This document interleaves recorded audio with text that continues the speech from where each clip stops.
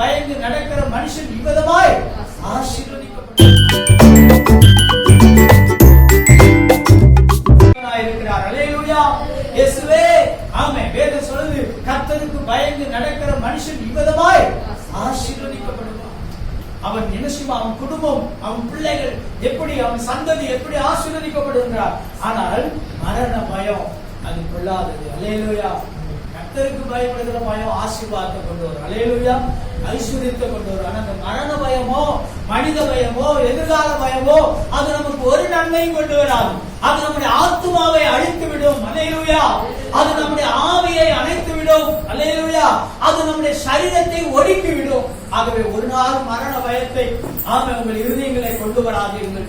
ஒரு நாள் மனித பயத்தை உடைய இருதயங்களை கொண்டு வராதீர்கள். ஒரு நாளும் எதிர்காலத்தை குறித்த பயத்தை உடைய இருதயங்களை வைக்காதீர்கள். அல்லேலூயா. உங்கள் இருதயத்தை தேவனுடைய மேல நம்பிக்கையில வைங்க. தேவன் மேல நம்பிக்கையாக இருக்கும்படி வைங்க. அல்லேலூயா. உங்கள் இருதயம் தேவன் மேல நம்பிக்கையாக இருக்குமானால், உங்கள் இருதயம் தேவன் மேல பற்றுதலாக இருக்குமானால், உங்கள் இருதயம் தேவன் மேல உறுதியாக இருக்குமானால் நீங்கள் எல்லாவற்றையும் ஜெயிப்பீர்கள். அல்லேலூயா. இயேசு ஜெயிக்கிறதுக்கு காரணம் என்ன? மரணத்தை ஜெயிக்க காரணம் என்ன? பாதாளத்தை ஜெயிக்க காரணம் என்ன? ஆமென் ஆமென். எல்லா விதமான அதிகாரத்தையும் ஜெயிக்க காரணம் என்ன? அவர் எல்லாவற்றையும் தேவன் மேலே வைத்திருந்தார். அல்லேலூயா. தன் நம்பிக்கையை தேவன் மேலே வைத்திருந்தார். தன்னை இந்த பூமிக்கு அனுப்பின தேவன் மேலே, தன்னை குமாரனாய் இந்த பூமிக்கு அனுப்பின தேவன் மேலே, தன்னை பலியாய் அனுப்பின தேவன் மேலே அவர் நம்பிக்கை வைத்திருந்தபடினால்தான் அவர் மரணத்தை ஜெயித்தார். அல்லேலூயா. மரண பயத்தை ஜெயிக்கும்படியாய் ஆண்டவர் வல்லமை உள்ளவராய் வெளிப்பட்டார். அல்லேலூயா. மரண பயத்தில் இருக்கிற மனிதர்கள் எல்லாம் மீட்கிற வல்லமை உள்ளவராய் அவர் வெளிப்பட்டார். இரண்டாவது பார்க்கிறோம், அவர் கட்டளை கொடுக்கிறார். அல்லேலூயா. முதலாவது சமாதானத்தை கொடுக்கிறார். இரண்டாவது தேவன் தம்முடைய பிள்ளைகளுக்கு என்ன கொடுக்கிறார்? கட்டளை கொடுக்கிறார். என்ன கட்டளை? நாம் பெற்றதான அந்த சமாதானத்தை, நாம் பெற்றதான அந்த விடுதலையை, நாம் அடைந்ததான அந்த சந்தோஷத்தை நாம் எல்லாருக்கும் கொண்டு போக வேண்டும். அல்லேலூயா. எல்லாருக்கும் சொல்ல வேண்டும். அல்லேலூயா.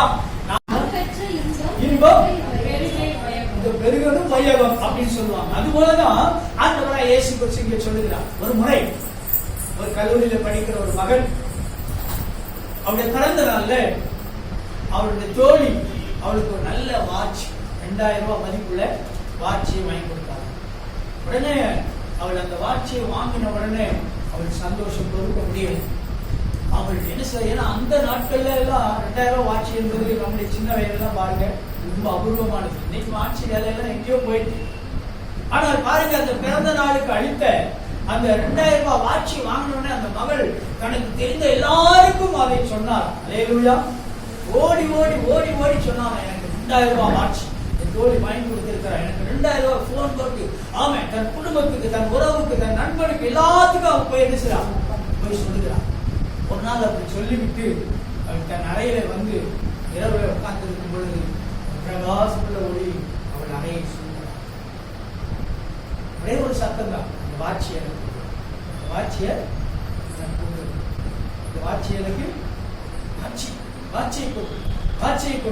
கொடுனே ஒரே சமாதானம் போயிடுச்சு. எந்த சந்தோஷம் தான் போயிட்டு உடனே ஓடி போய் தனக்கு தெரிந்த என்னை நேசிக்கிற ஒரு மனிதனுக்கு ஓடி போய் ஆண்டவர் இப்படி ஒரு வார்த்தை என்று சொல்லுகிறார்.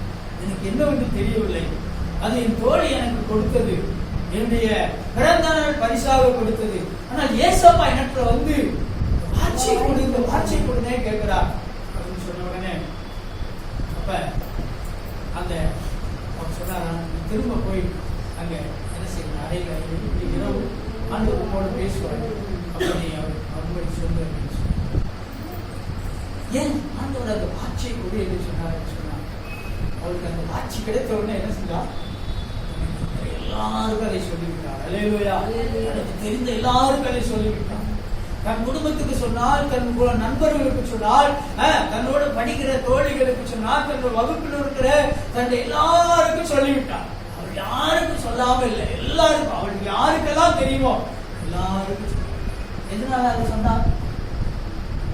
எதை குறித்து சொன்னார்? எனக்கு குறித்த அந்த ஆட்சினால கிடைத்த சந்தோஷம், ஆட்சினால கிடைத்த சந்தோஷம். அல்லேலூயா. இன்னைக்கு பாருங்க, நமக்கு கிடைக்கிறதை நாம் என்ன செய்யறோம்? இன்னைக்கு எல்லாருக்கும் நம்ம சொல்லிடுறோம். ஆண்டவர் நமக்கு ஒரு கட்டளை கொடுத்திருக்கிறார். அதை நம்ம ஆண்டவர் சொல்றோமா? எல்லாத்துக்கும் சொல்றோமா? ஆண்டவர் நம்ம கட்டளை கொடுத்து எல்லாருக்கும் சொல்றோமா? என்ன கட்டளை கொடுத்திருக்காரு? நீங்க உலகமெங்கும் போய் சர்வ சிருஷ்டிக்கும் சுவிசேஷத்தை. அல்லேலூயா. என்ன சுவிசேஷம்? சமாதானத்தின் சுவிசேஷம். அல்லேலூயா. ஆமா, ஆயத்தம் என்னோ பாதரட்சை, சமாதானத்தின் சுவிசேஷம் என்று சொல்லி பார்க்கிறோம். அல்லேலூயா. இதை நாம் சொல்ல வேண்டும். ஆண்டவருடைய பிள்ளைகள், ஆண்டவரால் ரட்சிக்கப்பட்ட, ஆண்டவரால் ஞானஸ்நானம் பெற்ற, ஆண்டுடைய உடன்படிக்கையில ஒவ்வொரு நாளும் கை கொடுக்கிற பிள்ளைகள் ஒவ்வொருவர் மேலும் விழுந்த கடமையா இருக்குது. அல்லேலூயா. இது ஒரு ஊழியக்காரர், அப்போஸ்தலர், தீர்க்கதரிசி, போதகர், மேய்ப்பரிடத்தில் இருந்த கடமை அல்ல. இது எல்லார் மேலும் விழுந்த கடமை. ரட்சிக்கப்படுகிற ஒவ்வொருவர் மேலும் சுவிசேஷம் சொல்லி ஆகணும். அல்லேலூயா. ஒவ்வொருவரும் சுவிசேஷத்தை சொல்லி ஆகணும். நம்முடைய வாழ்க்கையை பெற்ற இன்பத்தை, சந்தோஷத்தை, சமாதானத்தை, விடுதலையை, ரட்சிப்பை, மீட்பை, குணமாக்குதலை, சுகத்தை மற்றவர்களுக்கு நாம் சொல்ல வேண்டும். அல்லேலூயா. அங்கே பார்க்கிறோம், நாயின் ஒரு விதவை என்ன செய்கிறார்?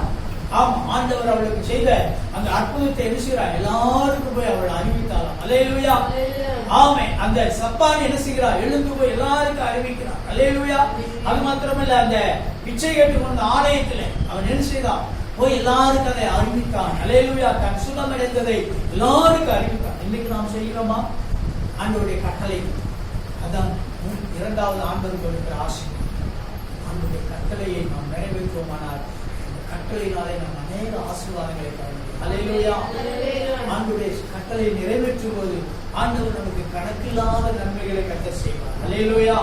அந்த சீஷர்கள் தேவனுடைய கட்டளை உடம்பென்று எடுத்து சென்றார்கள். அப்படி எடுத்து நம்முடைய தேசத்துக்கு தோமா என்கிற ஒரு மிஷனரி வந்தார். அல்லேலூயா. சீடர். அவர் மூலமாக தான் இன்னைக்கு நாம் என்ன செய்றோம்? மீட்கப்பட்டவனாய் அந்த சுவிசேஷத்தை அவர் நம்முடைய தேசத்துக்கு கொண்டு வந்திருக்காவிட்டால், அவர் கொண்டு வந்து நம்முடைய தேசத்திலே, சென்னையிலே அவர் தாமஸ் மவுண்ட் என்ற இடத்துல அவர் மரித்திருக்காவிட்டால், அவர் என்ன செய்திருக்க முடியாது? அவர் மரித்திருக்காவிட்டால் இன்னைக்கு இந்தியா அல்லது தமிழகம் இன்னைக்கு இப்படிப்பட்ட ஒரு மீட்பை நாம் பார்த்திருக்க முடியாது. அல்லேலூயா.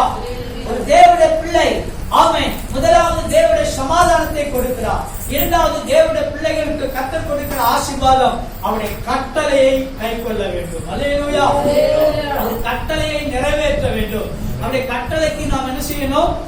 செவி கொடுக்க வேண்டும். ஒரு முறை துபாய் தேசத்திலே இன்ஜினியராய் வேலை பார்த்துக் கொண்டிருந்த நல்ல ஒரு மனிதன், அவர் தன்னுடைய வாழ்க்கையில தன் குடும்பத்தோடு கூட துபாய் தேசத்திலே அவர் வேலை செய்து கொண்டிருந்தார். நல்ல சம்பளம் தான், ஆகவே நல்ல வசதி தான். ஆனால் ஒரு நாள் அவருக்கு ஜெர்மன் தேசத்துக்காக அவருடைய கம்பெனி வேலைக்காக அனுப்பிவிட்டார்கள். அவர் ஜெர்மன்ல இருந்து வேலை செய்து கொண்டிருக்கிறார். ஜெர்மன்ல வேலை செய்யும் போது அங்கே அவருக்கு ஒரு செய்தி வருகிறது. தான் இருக்கிற தன் குடும்பத்தை விட்டு வந்திருக்கிற அந்த தேசத்துல ஒரு மகா பெரிய அழிவு வரப்போகுது என்ற செய்தி வருகிறது. அல்லேலூயா. என்ன பெரிய அழிவு வரப்போகுது என்ற செய்தி வருகிறது. உடனே இந்த மனிதன் என்ன செய்கிறார்? வாழ்க்கையில அவ்வளவுதான் அதிர்ச்சியில நெஞ்சு வலியினாலே துடிக்கிறார். அப்படி துடித்துக் கொண்டிருந்த அந்த வேலையில அவரை அருகில் இருந்து அவருடைய நண்பர்கள் கொண்டு போய் அவர் என்ன செய்கிறார்கள்? ஆஸ்பத்திரியில் சேர்க்கிறார்கள். ஆஸ்பத்திரியில் நெஞ்சு வலியினாலே துடித்துக் கொண்டிருந்த அந்த மனிதனை டாக்டர்கள் என்ன செய்கிறார்கள்? அங்கே என்ன செய்கிறார்கள்? பரிசோதிக்கிறார்கள். அப்படி பரிசோதிக்கும் போது அவருக்கு எதனாலே அந்த நெஞ்சு வலி வந்தது என்று அவரை அறியும் போது தன்னுடைய தூரத்தில் இருக்கிற தன்னுடைய குடும்பத்தை குறித்த அந்த பயம். அல்லேலூயா. அந்த எதிர அழிஞ்சு போயிடுவாங்களோ, என் பிள்ளை மறிச்சிருவாங்களோ, என் மனைவி மறித்து விடுவாளோ, ஆகவே நான் அவளெல்லாம் இழந்து விடுவேனோ என்ற அந்த பயத்தினால அவருக்கு நெஞ்சு வலி வந்தது. அப்படிதான் அவர் யோசித்தாரா, ஆண்டவர் அவரை பற்றி நான் மன்னிக்கப்பட்டுள்ளேன். வேதம் சொல்லுது, ஆத்துமாக்களை ஆதாயம் கொண்டவர் தான் என்ன சொல்றது? ஆரோக்கியத்தில் அவங்களுக்கு மிகுந்த பரிசு அவர் கிடைக்கும் என்று பார்க்கிறார். கிழங்களை கர்த்தர் சூட்டுவார்கள். நான் இவ்வளவு கால வாழ்ந்தேன், இவ்வளவு சம்பாதித்தேன், எனக்காக எல்லாவற்றையும் ஆயத்தப்படுத்தினேன், ஆண்டவருக்காக நான் ஒரு ஆத்மாக்களை ஆயத்தப்படுத்தினேன் சொல்லி அந்த நேரத்தில் அவருடைய இருதயத்தில் ஆழமான உணர்வு உண்டாச்சு. அப்படிதான் ஆண்டவரை ஒப்பு கொடுத்தாங்க. நேரத்தில் அவருடைய காலெல்லாம் அதை ஒப்பு கொடுத்த உடனே இருந்த அந்த நெஞ்சு வலியை அப்படியே கொஞ்சம் கொஞ்சமாய் அகன்று அப்படியே கண்வழித்தார். அல்லேலூயா. டாக்டர்கள் ஆட்சிப்பட்டார்களாம், எப்படி நீ கண்வழித்தாய்? நீ மரித்து கொண்டிருக்கிறாய் என்று நாங்கள் நினைத்தோம், ஆனால் இந்த நிலைமையிலிருந்து எப்படி விழித்தாய் என்று சொன்னபோது அவர் தன் விழித்தவுடன் முதலாவது அவர்களுக்கு ஆண்டுடைய சுவிசேஷத்தை சொன்னார். அல்லேலூயா. கருமையான கர்த்தருடைய பிள்ளைகளே, ஆத்துமா தேவனை அறிவிக்க வேண்டும். அல்லேலூயா. எப்படியா நாம் மரிப்பதற்குள்ளாக கொஞ்சம் பேரை கர்த்தருக்காய் ஆயத்தப்படுத்த, நம்முடைய குடும்பத்தை ஆயத்தப்படுத்த வேண்டும். இயேசுவை நாம் ஒருவருக்காவது சொல்லுவோமானால் நிச்சயம் நம்முடைய ஆத்மா என்ன செய்யும்? உழைக்கும். அல்லேலூயா. அது வாழும். இந்த உலகத்தில் மிகப்பெரிய ஒரு பாக்கியம் தேவனை குறித்து சொல்லுவது. அல்லேலூயா. தேவ சுவிசேஷத்தை சொல்லுவது. வேதம் சொல்லுவது சுவிசேஷனுடைய பாதம் எவ்வளவு அழகா இருக்கிறது என்று சொல்லுகிறது. அவருடைய பாதம், ஒரு சுவிசேஷத்தை அறிவிக்கிற பாதங்களே அழகா இருக்குமானா அவருடைய முகம் எவ்வளவு அழகா இருக்கும், அவருடைய முகம் எவ்வளவு பிரகாசமா இருக்கும். கருமையான கர்த்தருடைய பிள்ளைகளே, காலத்துல உயிர்த்தெழுதல் பண்டிகையை கொண்டாடுவது ஆமென் நல்லதுதான், உயிர்த்தெழுதலை நினைவு கூறுவது நல்லதுதான். ஆனால் ஆண்டவருடைய உயிர்த்தெழுந்த அந்த வல்லமையினான அந்த சாட்சியை நாம் எத்தனை பேருக்கு சொல்லுகிறோம்? அவர் உயிர்த்தெழுந்தவர் இன்றைக்கு என் வாழ்க்கையில என்ன செய்தார் என்று எத்தனை பேருக்கு சொல்லுகிறோம்? என் குடும்பத்துக்கு, நம்முடைய குடும்பத்துக்கு அவர் செய்ததை நாம் மற்றவர்களுக்கு சொல்லுகிறோமா? சுவிசேஷத்தை பிரசங்கிக்காவிட்டால் ஐயோ என்று வேதம் சொல்லுகிறது. அல்லேலூயா. நான் சுவிசேஷத்தை சொல்லாவிட்டால் ஐயோ என்று சொல்லுகிறது. நான் சுவிசேஷத்தை அறிவிக்காவிட்டால் ஐயோ என்று சொல்லுகிறது. கருமையான கர்த்தருடைய பிள்ளைகளே, கால வேளையில இரண்டாவது ஆண்டவர் கொடுக்கிற ஆசீர்வாதம் கட்டளை. நாம் இந்த கட்டளையை ஆசீர்வாதமாக எடுத்து நாம் இந்த உலகுக்கு இயேசுவை சொல்லுவோமானால் கர்த்தர் நம்மை மென்மேலும் அவர் உயர்த்துவார். அல்லேலூயா. இன்னைக்கு இந்த உலகத்திற்கு சுவிசேஷத்தை எடுத்து வந்த மனிதர்கள் எல்லாம் உயர்த்தப்பட்டிருக்கிறார்கள். பாருங்க, ஆமென், பேங்க்ல வேலை செய்யறவர்கள் செனகர். ஆனால் கர்த்தர் அழைத்த போது அவர் தேவனுடைய சுவிசேஷத்தை சொன்னபடினாலே இன்னைக்கு அவருடைய குடும்பம் தலைமுறையாய் உயர்த்தப்பட்டிருக்கிறது. அல்லேலூயா. சுவிசேஷத்துக்காக அவர் தன்னை அர்ப்பணித்து ஆண்டு வேலையெல்லாம் விட்டுவிட்டு தேவனுடைய சுவிசேஷத்தை உலகம் முழுவதும் போய் சொன்னபடினாலே இன்னைக்கு அவருடைய சந்ததிகள் ஆமென் தலைமுறையாய் ஆசீர்வதிக்கப்பட்டுக் கொண்டிருக்கிறதை பார்க்கிறோம். அல்லேலூயா. நெல்லை ஜபராஜ் என்று சொல்லக்கூடிய ஒரு தேவ மனிதன் என்னுடைய ஊழியத்தின் முதல் ஆமென் சுவிசேஷ கூட்டத்தை நடத்தின போது அன்றைக்கு அந்த தேசத்தை குறித்து அவர் ஆசீர்வதித்த அந்த ஆசீர்வாதம் அந்த தேசத்தின் வறுமையை மாற்றினது, வறட்சியை மாற்றினது. ஆமென். நெல்லையில பெரிய ஒரு ஆமென் அங்கே அன்றைக்கு இருந்த ஜமீன்தார் குடும்பத்தில் பிறந்து ஆமென் வசதியாக வாழ்ந்த அவர்தான். ஆனால் இயேசுவை ஏற்றுக்கொண்டதனால துரத்தப்பட்டு ஒருவேளை உணவில்லாதபடி ஆமென் மேம்பாலத்தின் அடியிலே படுத்து கிடந்து மேம்பாலத்திலேயே தன் வாழ்க்கையை நடத்தி கொண்டது அவர். ஒரு நாளிலே ஆமென் ஆண்டவர் அவரை சந்தித்த, ஆண்டவர் அவரை ஆமென் நடத்தி கொண்ட போது ஆண்டவர் என்ன செய்தார்? அவருக்கு கர்த்தர் அநேகரை கர்த்தர் என்ன செய்தார்? அவர் சுவிசேஷத்தை கேட்கும்படி ஆயத்தப்படுத்தினார். அல்லேலூயா. அவர் தன் மரண வரையந்தம் அவர் அநேக சுவிசேஷங்களை சொன்னார். அவருக்கு ஏராளமான ஆசீர்வாதங்கள். மீண்டும் தேவன் அவரை எல்லாருக்கும் முன்பாக, அவருடைய ஜனங்களுக்கு முன்பாக உயர்த்தினார். அல்லேலூயா. நீங்கள் எப்படிப்பட்ட சூழ்நிலை இருந்தாலும் பரவாயில்ல, இயேசுடைய சுவிசேஷத்தை அறிவிக்கலாருங்க, கர்த்தர் உங்களை உயர்த்துவார். அல்லேலூயா.